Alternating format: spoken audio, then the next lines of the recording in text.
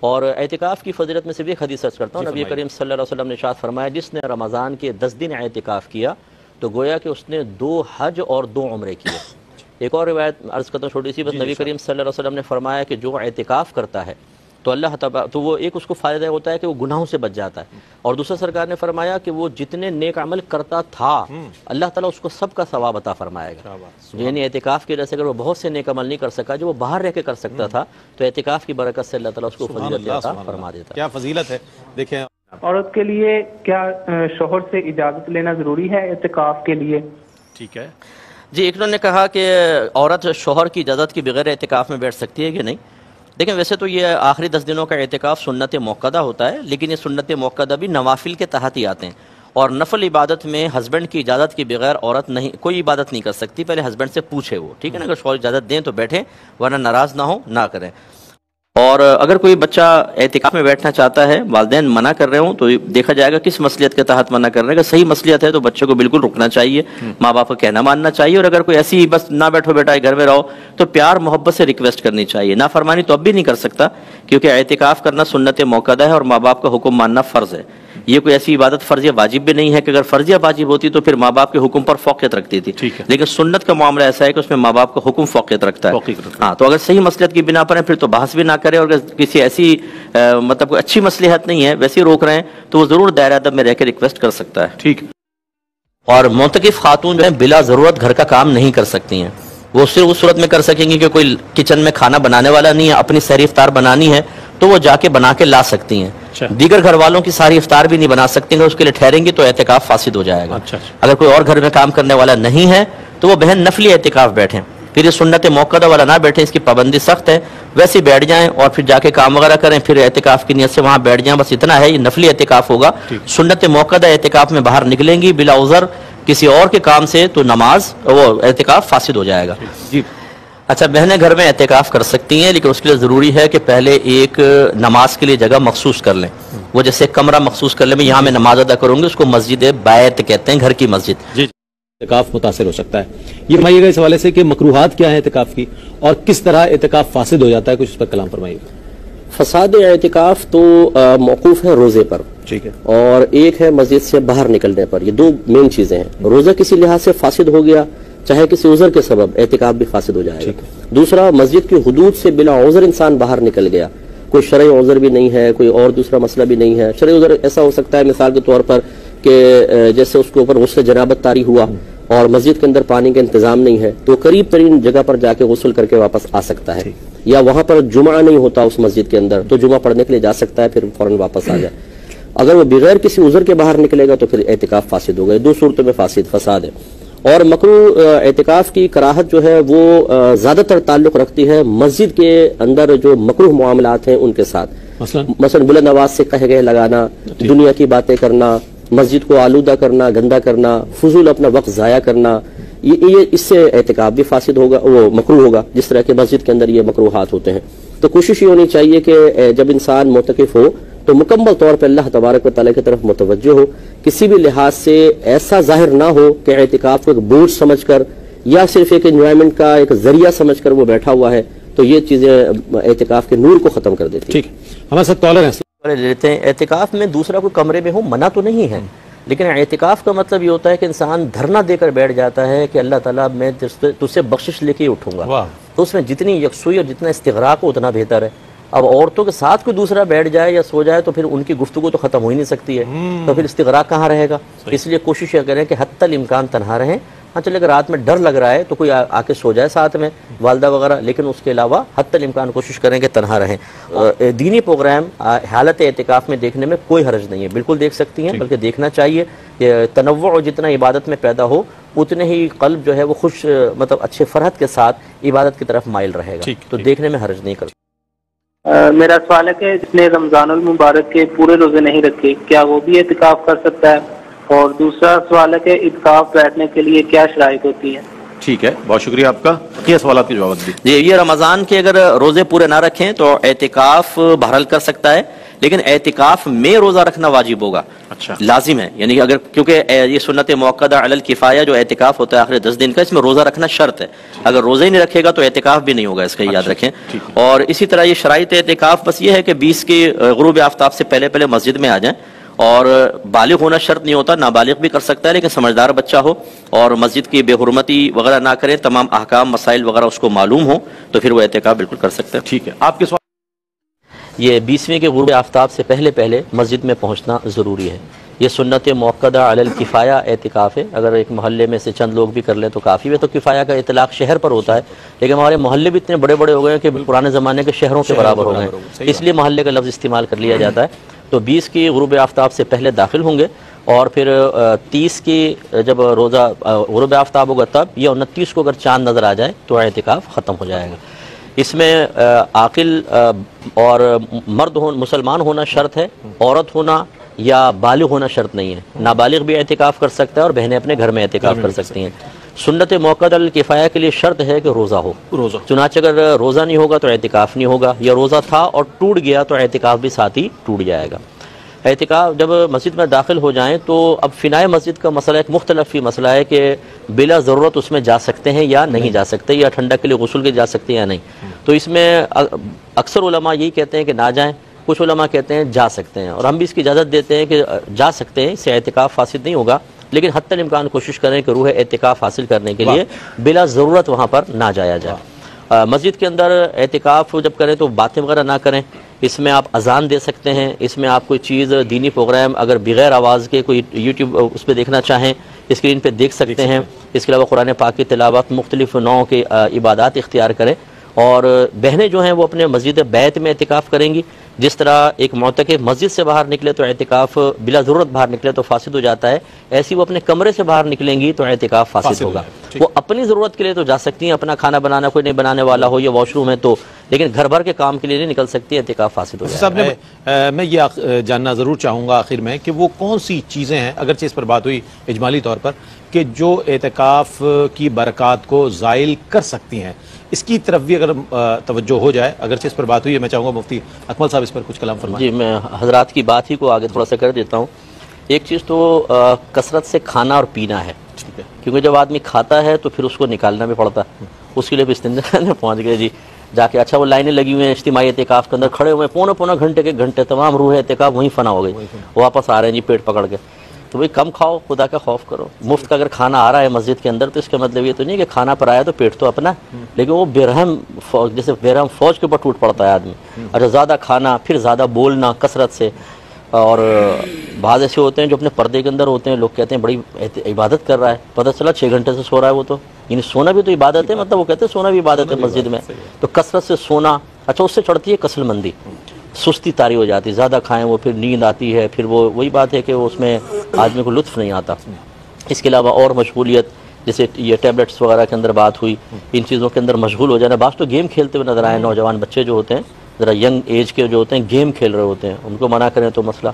اور اسی طریقے سے بعض اوقات لڑائی جھگڑا، فتنہ فساد، جگہوں پہ اختلاف ہوتا ہے. بعض کھڑکی کی جگہ چاہتے ہیں، بعض پنکھے کے نیچے چاہتے ہیں، بعض اے سی کے قریب کی ہوتی ہے اور اس میں اچھی خاصی گروپنگ ہوتی ہے، پھر فائٹ ہونا شروع ہو جاتی ہے.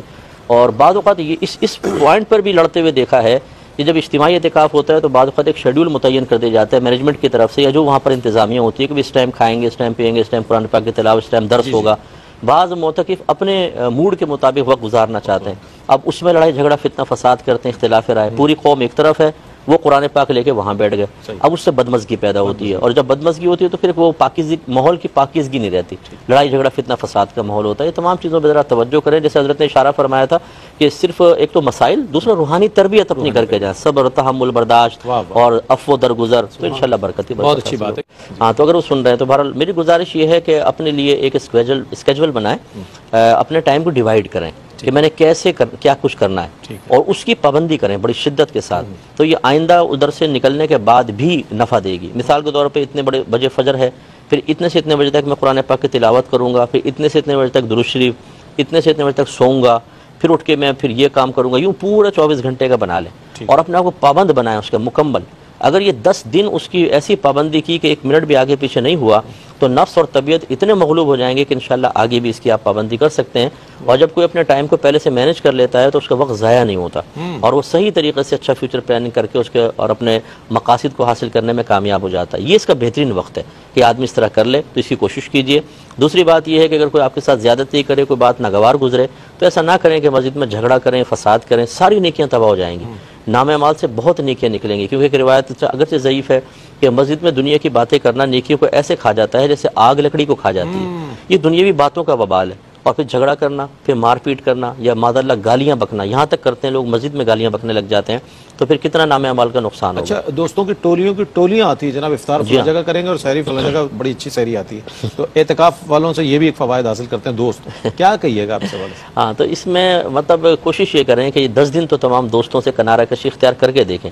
یوں سمجھیں کہ میں مر چکا ہوں, اور مرنے کے بعد پھر کیا ہوگا. مرنے کے بعد تو دوست آئیں گے نہیں آپ کے پاس, پھٹکیں گے نہیں. ہمارے دوست ہی ایسے ہوتے ہیں سارے, کون قبرستان آئے گا. تو اپنے آپ کو اس تنہائی کا عادی بنائیں, تو احساس ہوگا کہ یار میں اکیلا کس طریقے سے آخرت میں زندگی گزاروں گا. تو ان کا ساتھ بیکار ہے, مجھے اپنی آخرت کی تیاری اسی طرح کرنی بہت شکریہ ادا کروں گا مفتی صاحب, آپ بہت. ٹھنڈک کے لیے غسل اگر وہ مسجد کی فنا کے اندر ہے, یعنی مسجد کی 4 دیواری کے اندر غسل خانہ بنا ہوا ہے, تو وہ فنائے مسجد میں کہلاتا ہے. اور اعلیٰ حضرت امام علیہ سنت نے فنائے مسجد کو مسجد کے حکم میں رکھا ہے, معتکف کے نکلنے کے سلسلے میں بھی. تو ٹھنڈک کا غسل صرف اس وقت کریں کہ جب پسینہ زیادہ آ جائے, مسجد میں اسمیل پیدا ہو رہی ہو, تو پھر جا کے کریں, ورنہ حتی الامکان نہ کرے. اگر ضرورت نہیں ہے تو نہ کرے. ویسے فنائے مسجد میں نکلنے میں بھی احتیاط کریں. ایک کویشچن یہ تھا کہ مسجد کے واش روم بعض اوقات خراب ہوتے ہیں, تو کیا انسان اپنے گھر کے واش رومز میں جا سکتا ہے؟ جی بالکل جا سکتا ہے. فقہ نے واضح لکھا کہ اگر مسجد کے واش رومز خراب ہوں, گندے ہوں, طبیعت خراب ہوتی ہو, تو یہ اپنے گھر کی قید تو نہیں ہے. انہوں نے لکھا کہ جو قریب ترین جگہ ہو وہاں چلا جائے. مثال کے طور پہ آپ کا گھر ہے 6 گلی کے آگے, اور آپ کی خالہ کا گھر ہے 2 گلی آگے, اور ان کی طرف سے کوئی ممانعت نہیں ہے, تو پھر وہیں پہ آپ کو جانا ہوگا اور وہاں سے واپس آ جائے. پھر آپ بلا ضرورت گھر تک جائیں گے تو اعتکاف کے ٹوٹنے کا اندیشہ ہوتا ہے, کیونکہ معتکف ضرورت شرعیہ کے لیے مسجد سے باہر نکل سکتا ہے, اور ضرورت شرعیہ میں یہ واش روم جانا بھی ہوتا ہے. یہ بھی مطلب ضرورت شرعیہ کے تحت ہی آتا ہے. اور اس میں لکھا یہ فقہاء نے کہ اگر ضرورت قریب ترین جگہ سے پوری ہو رہی ہو تو پھر آگے جانا یہ بلا ضرورت کہلائے گا, اور بلا ضرورت مسجد کی حدود سے باہر نکلیں گے تو اعتکاف ٹوٹ جاتا ہے, اعتکاف فاسد ہو جاتا ہے. اس لیے احتیاط کریں, قریب ترین گھر ہو اس میں جائیں. اگر قریب ترین کوئی نہیں ہے پھر ٹھیک ہے, اپنے گھر تک جا سکتے ہیں. لیکن گھر تک جانے کا مطلب یہ نہیں ہے کہ چلو اب تھوڑا سا ریسٹ بھی کر لوں بیڈ پر, تھوڑا سا امی سے بات بھی کر لوں. بس سیدھے جائیں واش روم, فارغ ہوں, اور سیدھے مسجد کے اندر واپس آئیں. اگر آپ بات کرنے ٹھہر گئے اور وہاں پہ کوئی دوسرا کام شروع کیا, اعتکاف ٹوٹ جائے گا. اسی لیے آپ دیکھیں بعض لوگ, حالانکہ یہ کوئی واجب نہیں ہے, لیکن جب اعتکاف کی جگہ سے باہر نکلنے لگتے ہیں تو رومال وغیرہ ڈال لیتے ہیں اپنے اوپر. اب یہ کوئی سنت نہیں ہے. یہ کیوں ڈالتے ہیں؟ اس لیے تاکہ لوگ سمجھ جائیں بھائی یہ معتکف ہیں, ان سے بات نہ کریں, ان کو روکے نہیں. تو پہلے دور میں چونکہ مسجدوں میں فنائے مسجد تو ہوتی نہیں تھی اور واش رومس نہیں ہوتے تھے, تو گھر تک جاتے تھے, تو وہ کوئی نہ کوئی ایسی ظاہری علامت اختیار کر لیتے تھے کہ جس ظاہری علامت کو دیکھ کر لوگ ان کو روکے نہیں. ان میں ایک یہ بھی تھا, کپڑا اوپر لے لیا تو بھئی یہ شاید معتکف ہے, واش روم وغیرہ جا رہا ہے, تو یوں فوراً سے پیشتر واپس آنا ہوتا ہے.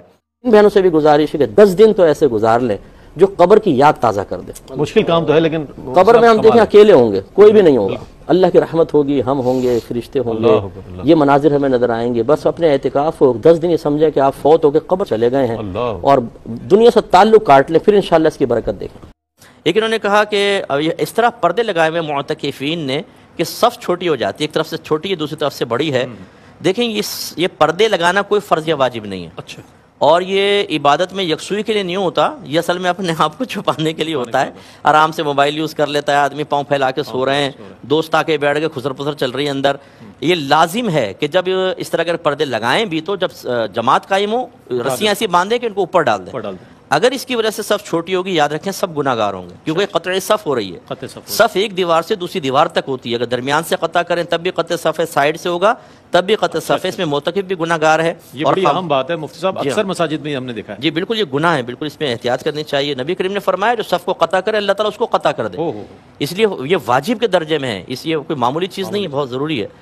دوران اعتکاف معتکف کو کون سی عبادات اختیار کرنی چاہیے؟ ٹھیک ہے, اگر مردوں کا پوچھ رہے ہیں تو مرد مسجد کے اندر چونکہ ہوتے ہیں, مسجد کا ادب کریں, احترام کریں, فضول باتیں نہ کریں, حتی الامکان خلوت اختیار کریں. یہ نہیں کہ دوست بیٹھ گئے مل کر ان سے باتیں کر رہے ہیں, قرآن پاک کی تلاوت کریں, نمازیں پڑھیں, اپنی پچھلی قضا نمازیں اور علم سیکھنے کی کوشش کریں. بہنیں جو ہیں وہ گھر میں مسجد کا تو معاملہ نہیں ہوتا، لیکن باقی تمام جو میں نے عرض کیا ویسا وہ کرتے رہیں، ٹائم ضائع نہ کریں، بس باتیں نہ کریں.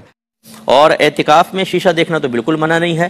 نہانے کا مسئلہ یہ ہے کہ اگر خواتین ہیں اور اٹیچ بات ہے تو وہ فنائے مسجد کے حکم میں تو وہاں چلی جائیں، ورنہ صرف ٹھنڈک کے لیے اپنے کمرے سے باہر نکلیں گی تو اعتکاف فاسد ہوگا. جی، اعتکاف میں ایک عورت کو لازم ہے کہ وہ اپنی ایک نماز کی جگہ مخصوص کرے اور اسی جگہ پر وہ اعتکاف کرے گی، لیکن جس روم میں وہ ہے باقی جو حصہ ہے اس کو فنائے مسجد کہیں گے اس عورت کے حق میں، اور اٹیچ بات ہے تو وہ بھی فنائے مسجد کے اندر آئے گا. تو بہتر تو یہ ہے کہ اپنے جائے اعتکاف پہ کوئی گدا بچھا کر اس کے اوپر وہ سوئیں. اگرچہ وہ فنائے مسجد میں چلی جائیں گی، جیسے اسی کمرے میں بیڈ پہ سو رہی ہیں تو وہ فنائے مسجد کہلائے گا، اس سے اعتکاف فاسد تو نہیں ہوگا، لیکن روح اعتکاف کے خلاف ہے، تو اس لیے وہاں پہ گدا بچھا کر اس کے اوپر سوئیں، یہی بیسٹ ہے. اعتکاف کی حدود کیا ہیں؟ اس کا جواب دو طرح ہو سکتا ہے. ایک تو ایریا کے اعتبار سے کہ معتکف کہاں تک جا سکتا ہے. اس کا جواب یہ ہے کہ جو مسجد کی باؤنڈری ہوتی ہے اس میں دو جگہ ہوتی ہیں. ایک سجدے کے لیے مخصوص، اسے مسجد کہتے ہیں اور کسی کام میں استعمال نہیں ہوتی، اور دوسرا احاطہ مسجد میں تو ہوتی ہے لیکن مسجد کی ضرورت کے لیے استعمال ہو رہی ہوتی ہے. کبھی کبھار سجدے کے لیے بھی استعمال ہو جاتی ہے، جیسے جوتے رکھنے کی جگہ رش ہوتا ہے تو اس میں بھی صفیں بچھا لیتے ہیں. وضو خانہ ہے، واش رومز وغیرہ ہیں، یہ فنائے مسجد کہلاتے ہیں. معتکف مسجد میں رہے گا، فنائے مسجد میں ضرورتاً جا سکتا ہے. اب یہ مختلف فی مسئلہ ہے، اختلاف ہے کہ فنائے مسجد میں اگر بلا ضرورت گیا تو اعتکاف ٹوٹے گا یا نہیں ٹوٹے گا. تو اس میں دو گروہ ہیں. جو جمہور ہیں، زیادہ بڑا گروہ ہے، وہ کہتے ہیں کہ اگر فنائے مسجد میں بغیر ضرورت کے بھی جائے گا تو اعتکاف فاسد نہیں ہوگا، کیونکہ حدود کے اعتبار سے، وہاں جانے آنے کے اعتبار سے فنائے مسجد کے حکم میں ہے. اور بعض علماء منع فرماتے ہیں. جب اس طرح اختلافی مسئلہ ہے تو احتیاط کرنا بہت اچھا ہوتا ہے، لہذا معتکف کو چاہیے کہ بہت سخت ضرورت ہو تو وہاں جائے، ورنہ مسجد کے اندر ہی رہے. طبیعت خرابی کی وجہ سے اعتکاف ختم کرنا پڑ جائے تو کفارہ کیا ہوگا؟ دیکھیں، اس کا کفارہ نہیں ہوتا، اس کی قضا ہوتی ہے. چونکہ اعتکاف ویسے تو 10 دن کا ہوتا ہے، لیکن یہ ایک عبادت ہے. یہ ایسا نہیں کہ ایک دن میں ایک اعتکاف، دوسرے دن میں 2، تیسرے دن میں تیسرا، تو یہ 10 اعتکاف ہوتے ہیں، بلکہ یہ مجموعہ ایک اعتکاف کہلاتا ہے. اور اس سے کم درجہ ایک دن کا ہوتا ہے، یعنی ایک دن بھی اگر آپ کریں گے تو اعتکاف تو کہلائے گا. بس فقہا نے اسی کو بنیاد بنا کر یہ فرمایا کہ اگر کسی وجہ سے کسی کی طبیعت خراب ہوئی، اعتکاف پورا نہ کر سکا، تو وہ نیکسٹ ایئر اس کی قضا کر لے، یا پھر عام دنوں کے اندر غروب آفتاب سے پہلے مسجد میں داخل ہو جائے اعتکاف کی نیت سے، اور سحری کرے، کیونکہ روزہ شرط تھا، روزہ رکھے، اور نیت یہی ہوگی کہ میں اپنے فلاں اعتکاف جو میرا چھوٹ گیا تھا اس کی قضا ادا کر رہا ہوں، اور غروب آفتاب تک مسجد میں رہے. بس پھر مغرب کے بعد اس کا اعتکاف پورا ہو جائے گا اور اسے اعتکاف کی قضا ہو جائے گی. یعنی ایک دن اعتکاف کرنا ہوگا، باقی اس پر کوئی کفارہ وغیرہ لازم نہیں ہوتا. اچھا، کیا معتکف اعتکاف کے دوران مسجد میں اپنے بالوں میں کنگھی کر سکتا ہے؟ اور معتکف مسجد میں کنگھی کر سکتا ہے، اس کے لیے فنائے مسجد میں جانے کی حاجت نہیں، لیکن بال بکھرے نہیں. یہ نہیں کہ آپ بال ایسے بنا لیں اور پھر وہ سارے بکھر رہے ہوں. کسی چادر وغیرہ کے اوپر یا رومال بچھا کے اس پہ بال بنائیں، اور اگر کوئی گر جائے تو اس کو سمیٹ کر باہر ڈالیں. مسجد کو آلودہ کرنا منع ہوتا ہے. اور خواتین کا اعتکاف گھر میں ہوگا. وہ کسی ایک کمرے کو فنائے مسجد یا مسجد بیت کہتے ہیں اس کو، گھر کی مسجد، یعنی ایک کمرہ مخصوص کر لیں، نیت کر لیں کہ اس میں ہم مسجد کریں گے، اعتکاف کریں گے، نماز پڑھیں گے، اس میں وہ اعتکاف کر سکتے ہیں. ایک کویشچن یہ تھا کہ کیا اعتکاف میں گھر والوں سے کال پر، ویڈیو پر یا میسج پر بات کر سکتے ہیں؟ دیکھیں، اعتکاف کا مقصد یہ ہوتا ہے کہ دنیا سے کنارہ کشی اختیار کر کے اللہ تبارک و تعالیٰ کی طرف اس طرح متوجہ ہو جانا کہ بالکل تمام دنیا سے تعلق توڑ دیں اور بس اب مغفرت لے کر ہی مسجد سے باہر جائیں گے. اس لیے علماء نے فرمایا کہ ہر وہ چیز جو انسان کے دل کو بانٹے اور اس مقصود کی راہ میں رکاوٹ بنے، اس سے بچنا چاہیے. لہٰذا ویڈیو کال کر رہے ہیں یا ویڈیو گیم کھیل رہے ہیں یا لمبی باتیں چل رہی ہیں تو یقینی سی بات ہے کہ پھر یکسوئی تو نہیں رہے گی. اس سے دوسرے معتکفین بھی ڈسٹرب ہوں گے. پھر مسجد میں دنیاوی بات کرنا یہ گناہ ہوتا ہے بلا ضرورتاً کر سکتے ہیں بقدر ضرورت. تو لہٰذا کوشش یہ کرنی چاہیے. اور خصوصاً ٹین ایج میں جو بچے بٹھائے جاتے ہیں، یہ چونکہ اتنے گھر سے دور رہنے کے عادی نہیں ہوتے، شوق اور ذوق میں پہنچ تو جاتے ہیں، پھر امی یاد آتی ہیں، گھر والے یاد آتے ہیں، اور پھر وہ چاہتے ہیں کہ ہم باتیں کریں. پہلے ان کی باطنی تربیت کا اہتمام ہونا چاہیے، ان کی ذہن سازی ہونی چاہیے. کچھ عرصے ہم صبر کی پریکٹس وغیرہ کرتے رہیں، پھر اعتکاف کریں، اور کوشش یہ کریں کہ اعتکاف میں زیادہ باتیں نہ کریں گے تو پھر اس سے اعتکاف کی روحانیت میں کمی آئے گی. اعتکاف اگرچہ ہو جائے گا، سنت موقدہ ادا ہو جائے گی، لیکن روحانیت میں کمی آئے گی. ایک کویشچن یہ تھا کہ مسجد کے واش روم بعض اوقات خراب ہوتے ہیں، تو کیا انسان اپنے گھر کے واش رومز میں جا سکتا ہے؟ جی بالکل جا سکتا ہے. فقہ نے واضح لکھا کہ اگر مسجد کے واش رومز خراب ہوں، گندے ہوں، طبیعت خراب ہوتی ہو تو یہ اپنے گھر کی قید تو نہیں ہے. انہوں نے لکھا کہ جو قریب ترین جگہ ہو وہاں چلا جائے. مثال کے طور پہ آپ کا گھر ہے 6 گلی کے آگے اور آپ کی خالہ کا گھر ہے 2 گلی آگے اور ان کی طرف سے کوئی ممانعت نہیں ہے تو پھر وہیں پہ آپ کو جانا ہوگا اور وہاں سے واپس آ جائیں. پھر آپ بلا ضرورت گھر تک جائیں گے تو اعتکاف کے ٹوٹنے کا اندیشہ ہوتا ہے، کیونکہ معتکف ضرورت شرعیہ کے لیے مسجد سے باہر نکل سکتا ہے اور ضرورت شرعیہ میں یہ واش روم جانا بھی ہوتا ہے. یہ بھی مطلب ضرورت شرعیہ کے تحت ہی آتا ہے. اور اس میں لکھا یہ فقہا نے کہ اگر ضرورت قریب ترین جگہ سے پوری ہو رہی ہو تو پھر آگے جانا یہ بلا ضرورت کہلائے گا، اور بلا ضرورت مسجد کی حدود سے باہر نکلیں گے تو اعتکاف ٹوٹ جاتا ہے، اعتکاف فاسد ہو جاتا ہے. اس لیے احتیاط کریں.